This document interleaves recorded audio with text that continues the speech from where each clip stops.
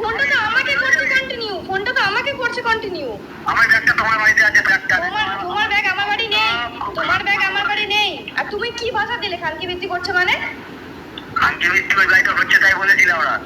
তুমি কি দেখেছো নিজের চোখে?